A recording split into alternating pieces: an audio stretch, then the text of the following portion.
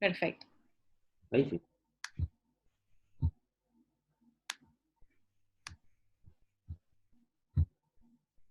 Muy bien, seguimos entonces con las acciones conservatorias con la unidad 11. 11 y 12 vamos a desarrollar ahora.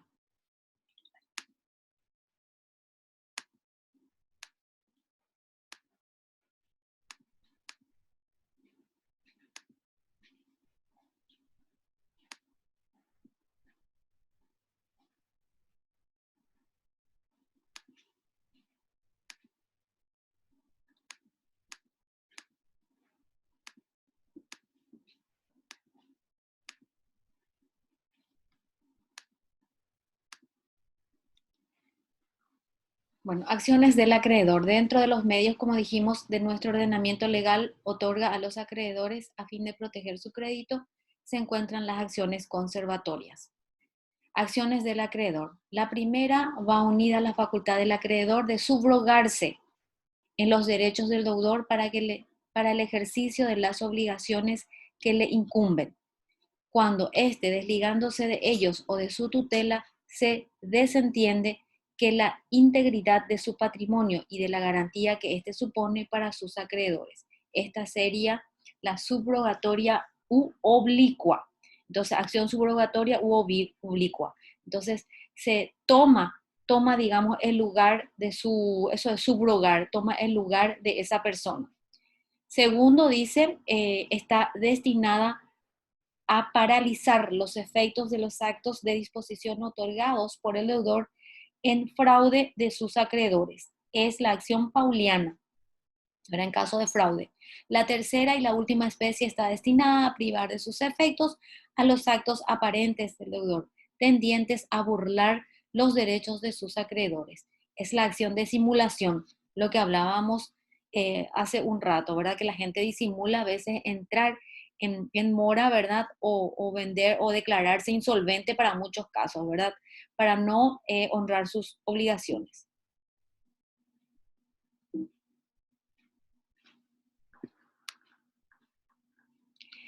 Empezamos con la primera, que es la subrogatoria, acción oblicua o subrogatoria. Es una manifestación de la intención del legislador de proteger el crédito a través, vamos a admitir a la compañera Rocío, Ana Laura, buenas noches. Bueno, es una manifestación de la intención del legislador de proteger el crédito a través de facultades que confiere siempre al acreedor, cuando el deudor, por múltiples razones, omite ejercitar derechos y acciones que le pertenecen. Estas acciones pueden darse en los siguientes casos: cuando el deudor omite interrumpir una prescripción que le perjudicaría, no acepta una herencia que lo beneficiaría u omite reclamar la partición de una herencia que pudiera corresponderle, para no pagarle a su acreedor, ¿verdad? Entonces mejor nomás no recibe eso para no hacer frente a sus obligaciones. La acción oblicua o subrogatoria es la facultad reconocida a los acreedores a promover acciones que corresponden a su deudor. Como ya dijimos, toma ese lugar. Casos de inacción de estos, artículo 446 dice: los acreedores, aún eventuales, pueden ejercer todos los derechos y acciones de su deudor relativos a los bienes de éste, pero solo cuando el obligado dejare de hacerlo y con citación del mismo para que tome parte del juicio. Requisitos y elementos. Entonces tenemos claro cómo es la acción, esta acción, porque está subrogándose los derechos, pero solamente en el caso de que el deudor no está tomando ese derecho, no está adquiriendo. Entonces se presenta al deudor y dice: en la pucha será, a tomar pues ya esa herencia y pagame lo que me debes. Más o menos en ese sentido es lo que se quiere especificar, y que ayuda bastante al acreedor. De esa manera asegura el pago de su crédito. Requisitos. Primero, los requisitos exigidos para el ejercicio de la acción está especificado en el 446 del Código Civil. Los acreedores, aún los eventuales, dice, Pueden ejercer todos los derechos y acciones de su deudor relativos a los bienes de éste, pero solo cuando el obligado dejare de hacerlo y con citación del mismo para que tome parte en el juicio. No es necesario que el acreedor obtenga una declaración legal o judicial de subrogación en las acciones de su deudor, pues ella se produce ministerio legis, o sea, lo que yo llamaba a veces como por automática, ¿verdad? Esto es directamente, no necesita una declaración del juez o una orden judicial, directamente por ministerio legis. Elementos, son dos los requisitos requeridos. A, existencia de un crédito perteneciente al deudor. Y B, la inacción del deudor. Efectos, ¿cuáles son sus efectos con relación a los medios de defensa del tercero demandado? El tercero demandado se halla frente al acreedor en las mismas condiciones en que estaría frente al deudor. Puede hacer valer todos los medios de defensa que habría podido invocar contra él. Artículo 448. Con relación al deudor, ¿qué pasa con el deudor? El ejercicio de la acción por los acreedores no priva al deudor de su titularidad. Como consecuencia de ello, el deudor conserva el poder de disponer de su derecho, salvo naturalmente que se trate de actos fraudulentos. Por consiguiente, el deudor podría intervenir en el juicio y llevar, por ejemplo, con el demandado a una transacción. Por ejemplo, cobra una herencia, le obliga al acreedor a que acepte esa herencia de 100 millones, pero lo que le debe a su acreedor y de la cual está haciendo la acción es solamente 60. Entonces, esto, como es titular todavía de derecho, lo que le va a quedar son esos 40% restantes. Solamente la otra parte que se hizo efectivo y el restante ya le toca al titular y el titular sigue siendo el deudor. Con relación dice, el ejercicio de la acción por el acreedor no priva al deudor de su titularidad. Este ya leímos. Con relación al acreedor, ¿qué pasa con el acreedor? A primera vista, parecería que la decisión judicial resultante de la acción oblicua debería producir efectos solo respecto del acreedor que hubiese sido parte de la acción. Acá lo que está diciendo que dice solamente le beneficia a ese acreedor. Parecería que debiera ser así, en razón de que esa acción oblicua utilizó un solo acreedor, pero eso no es óbice para que los demás acreedores se enteren y se presenten también. No hay obstáculo legal. Al respecto, existen diferentes doctrinas y opiniones que están en el material de apoyo que les he facilitado. Vamos a ver, vamos a seguir aceptando a los compañeros. Acción revocatoria, acción pauliana. Este es ya el segundo caso de acción revocatoria y acción pauliana, ¿verdad? En el caso de fraude pauliano, que solemos oír a veces en tribunales, ¿verdad? Y los chicos que ya están haciendo su pasantía. O hay personas también que a veces ya están ejerciendo prácticamente la abogacía. Acción revocatoria o pauliana. Entre las acciones destinadas a proteger el patrimonio del deudor se halla la llamada acción revocatoria del fraude pauliano. El nombre de Pauliano le viene del derecho romano, en donde fue instituido por un pretor llamado Paulo. Su objeto es impedir que el deudor empobrezca su patrimonio mediante actos fraudulentos enderezados a burlar a sus acreedores. Conceptos y requisitos. Es la acción destinada a dejar sin efecto los actos del deudor otorgados en fraude de sus acreedores. ¿Cuáles son los requisitos? 311 y 312 del Código Civil ustedes deben de estudiar y leer correctamente. 311 dice los actos de disposición a título gratuito practicados por el deudor insolvente o reducido a la insolvencia por causa de dichos actos, es gratuito, ¿verdad? Pueden ser revocados a instancia de los acreedores. Entonces se presenta el acreedor y pide que se revoque esa donación que realizó, porque justamente fue esa donación la que le produjo la pobreza o la indigencia. 312. Igualmente son revocables los actos onerosos practicados por el deudor solvente, cuando la insolvencia fuera notoria o hubiese fundado motivos para ser conocida del otro contratante, crédito en virtud del cual se intenta la acción sea anterior al acto fraudulento. En este caso se configura plenamente. El primero se refiere a las condiciones de actos a título gratuito y el segundo alude a las necesarias cuando hay de por medio un acto a título oneroso. puede ser una enajenación, compra-venta, inclusive simulada, que vamos a ver también otra especie. ¿Cuáles son los efectos? Los efectos de la acción están íntimamente vinculados con la naturaleza de la misma. Para algunos autores inspirados en el derecho romano, ella sería una acción real por permitir perseguir los bienes salidos del deudor o del peculio del deudor. Para otros autores sería una acción personal de nulidad. Esta tesis fue sostenida en Argentina por Salvat, quien afirma que el acto del deudor es anulable. Acción de simulación, que es el último. La simulación, antes de ser un fenómeno jurídico, es un hecho de la vida humana. Con frecuencia y por razones de muy diverso orden, se alteran en la vida humana la apariencia de las cosas. Por razones de de conveniencia. Ratito, vamos a aceptar. Ahí está. Por razones de conveniencia. Aceptadito. Ahí está. De trabajo, necesidad, incluso de humanidad y de seguridad, los hombres se ven llevados a alterar la apariencia de las cosas. Concepto. Nuestro código expresa que la simulación tiene lugar cuando se encubre el carácter jurídico de un acto bajo la apariencia de otro o cuando el acto encierra cláusulas que no son sinceras o fechas que no son verdaderas o cuando por él se constituyen o se transmiten derechos a personas interpuestas que no son aquellas para quienes en realidad se constituye o se transmite. Clases de simulación. La simulación puede ser absoluta y relativa. La absoluta, cuando el acto celebrado nada tiene de real, absolutamente nada tiene de real. Nosotros ¿por qué queremos saber si es absoluta o relativa? ¿Por qué? Porque realmente cuando nosotros interponemos este tipo de acciones, nosotros debemos especificar, porque si no especificamos y no detallamos en forma sucinta, podemos perder esa acción.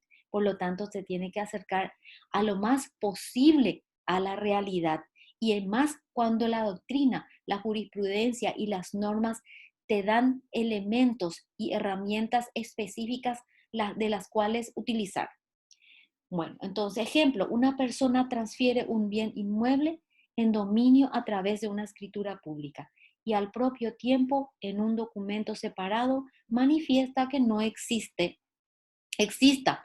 la transferencia y que el inmueble le sigue perteneciendo en propiedad.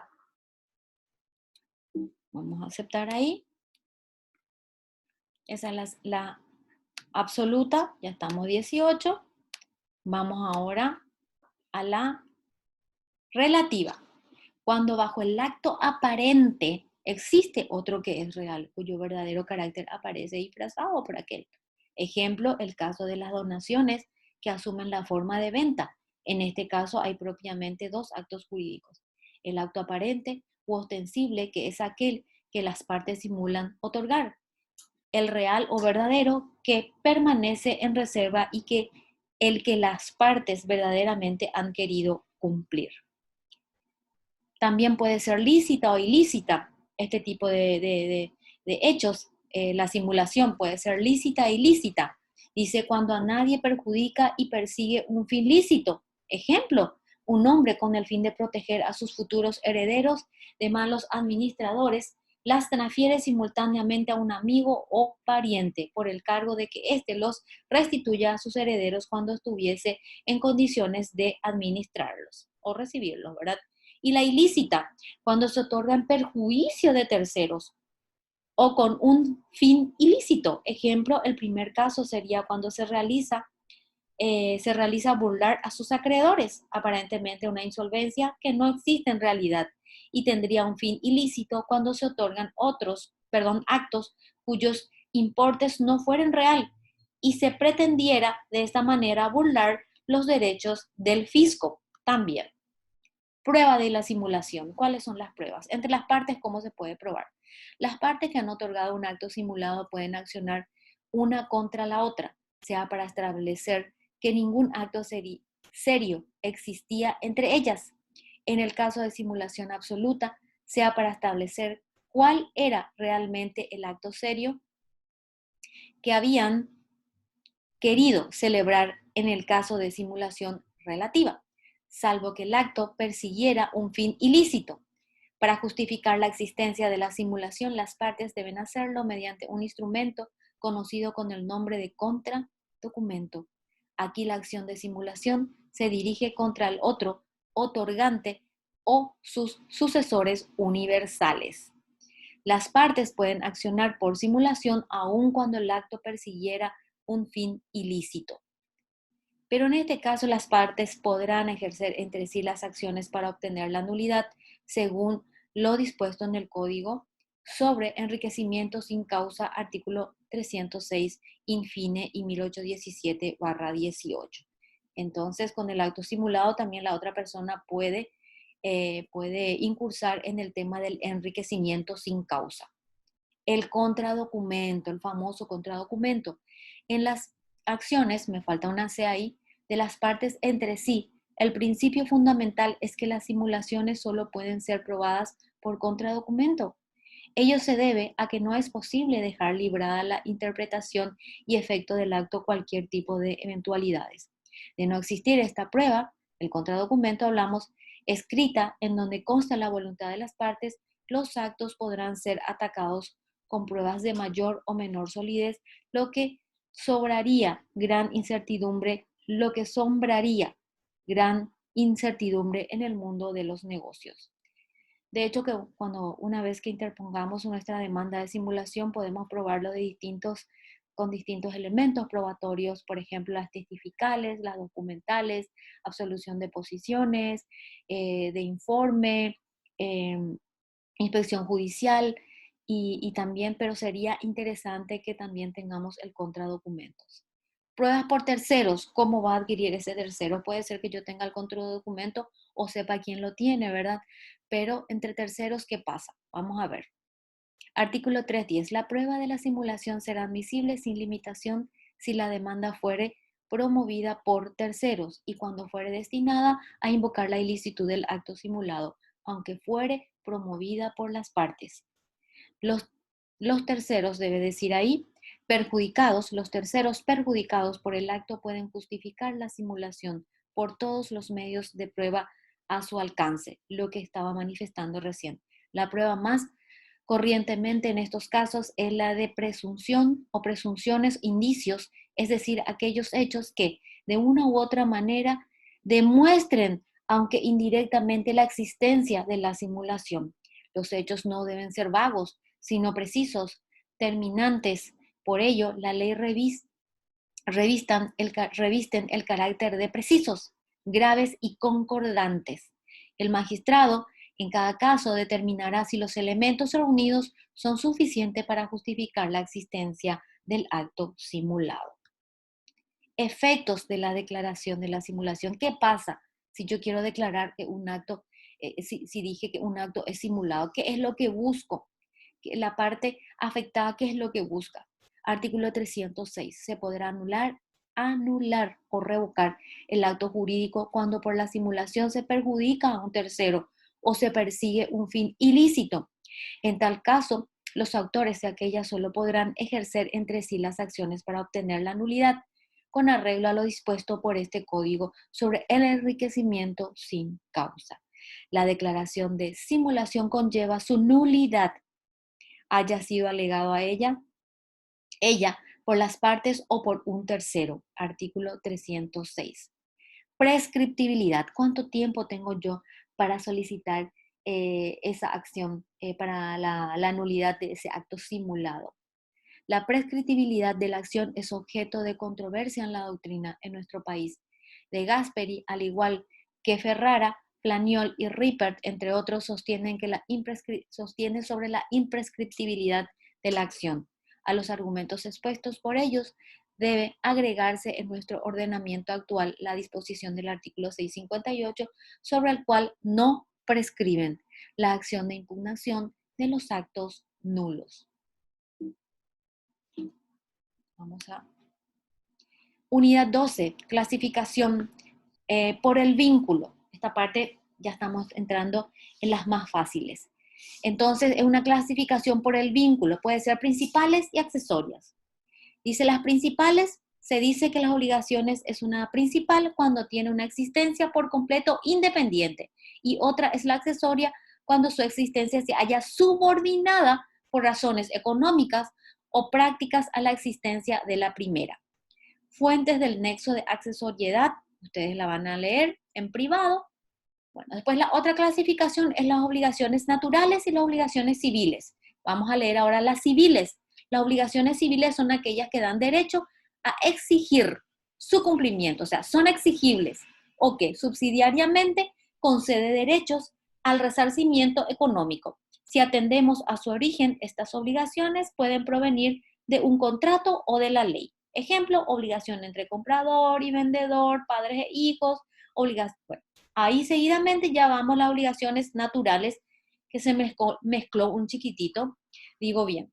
Las obligaciones naturales, entonces, son aquellas que no son exigibles, ya de pleno derecho, y les comento. Son las que fundadas en el derecho natural y en la equidad no confieren acción para exigir su cumplimiento, pero que cumplidas por el deudor autorizan para retener lo que se ha dado por razón de ellas. Ejemplo, obligaciones contraídas por un incapaz sin autorización legal. Ya habíamos dado la vez pasada, ¿verdad? Que no son exigibles. Aunque se haya pagado ya y uno se entera ahí de que no eran exigibles, no puede ir a pedir que le devuelvan ese pago. Estas son las obligaciones naturales, 1820, que habla in extenso también de los mismos, y ustedes lo van a leer.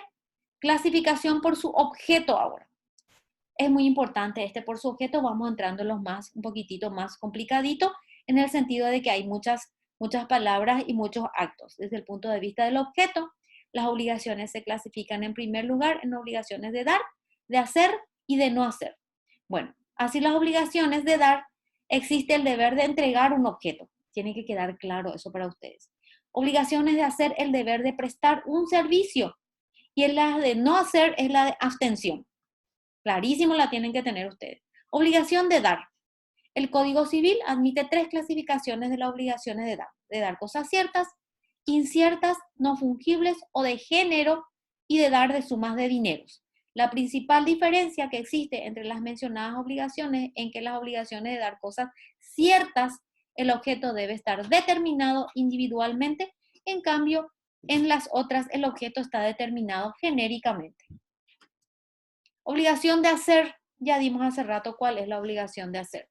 De hacer implica, compromete su asistencia a un cliente o el de un operario cualquiera que se obliga a prestar sus servicios a un empleador. Pone ese ejemplo. De no hacer es la abstención. Es el supuesto de quien se obliga a omitir la relación de determinados actos. Un ejemplo de este tipo de obligación estaría dado por el comerciante que se obliga a no operar en determinadas áreas o zonas.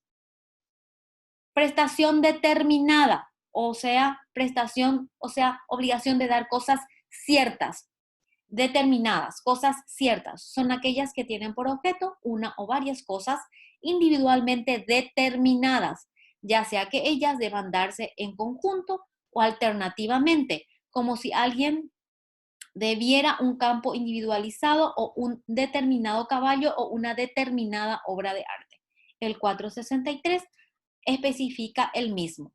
Deber de conservación, estamos hablando de obligaciones de dar cosas ciertas. Las cosas ciertas, ¿quién tiene que conservar?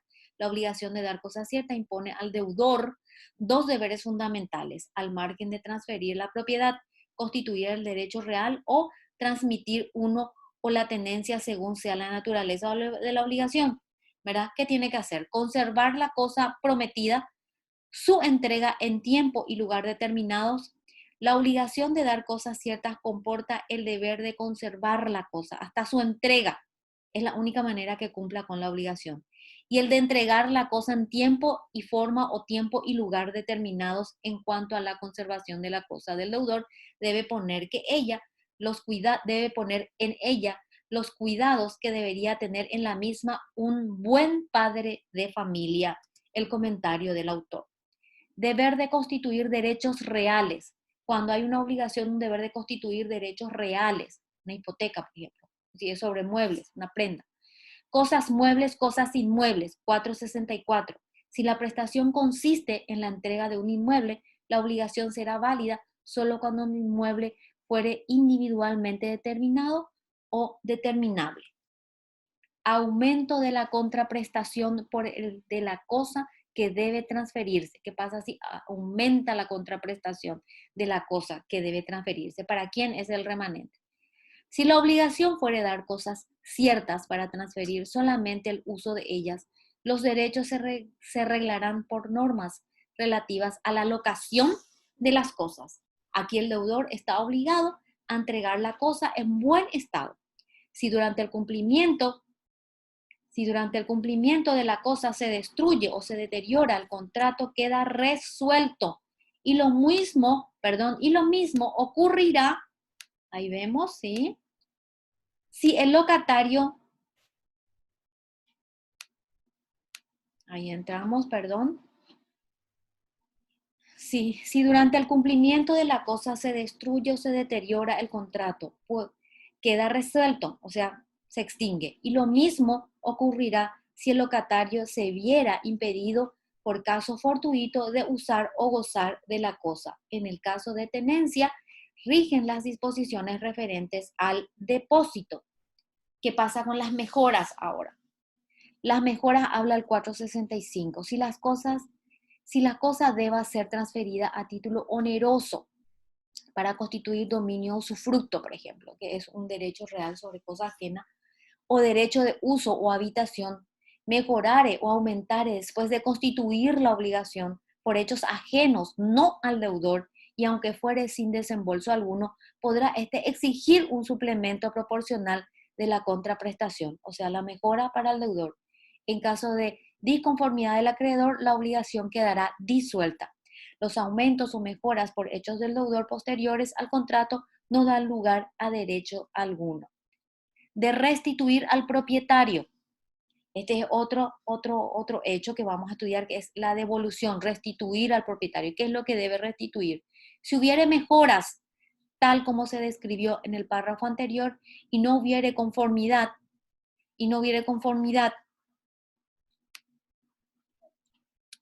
ahí está, de las partes, por desacuerdo del acreedor, la obligación quedará disuelta. Bueno, ustedes van a terminar y en todo caso después ustedes me preguntan más si poca cosa ya queda. La inscripción en el registro público, que la primera inscripción es la que vale y es la que les va a otorgar la certeza y seguridad de erga omnes, inscrito, y es la primera que entra, es la que va a prevalecer. Estos artículos ustedes lo tienen que leer para mayor tranquilidad, ¿verdad? Todo tipo de transferencia debe hacerse por escritura pública siempre. No hay obstáculo para que lo hagan por un contrato privado, sin embargo, siempre lo tienen que hacer por escritura pública. Nosotros como abogados profesionales lo tenemos que recomendar. Bueno, bien, terminamos rápidamente, le voy a pasar en los temas de examen. Sí, lápiz y papel lo van apuntando. Bueno, con relación a elementos de las obligaciones. Tema 1, elementos de las obligaciones. Obligaciones pro tem rem. 2, en las obligaciones, la indeterminación.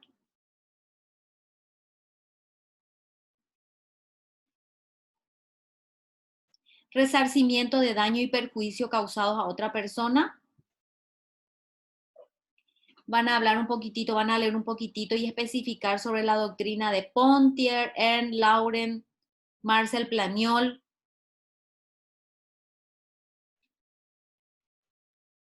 Daño moral.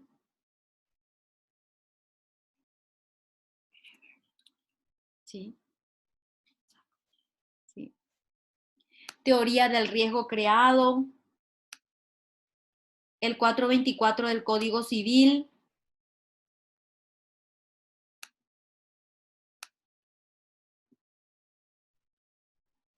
La mora. La culpa. El dolo.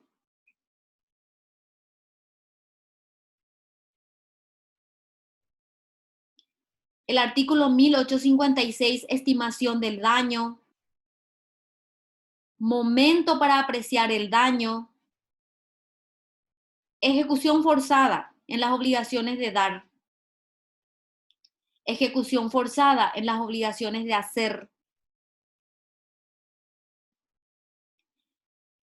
Los libros de la ley 1183/85.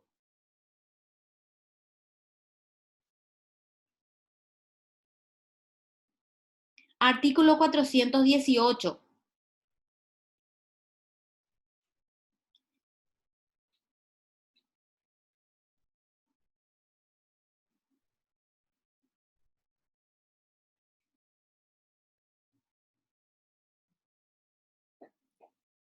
Afinidad y diferencia de las obligaciones con los derechos de familia.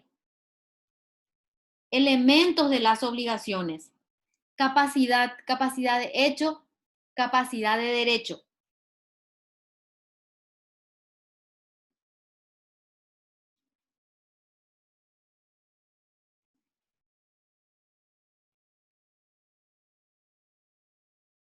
Caracteres de las obligaciones. Caracteres de la obligación, de que sea posible, lícita, determinada, susceptible de apreciación pecuniaria.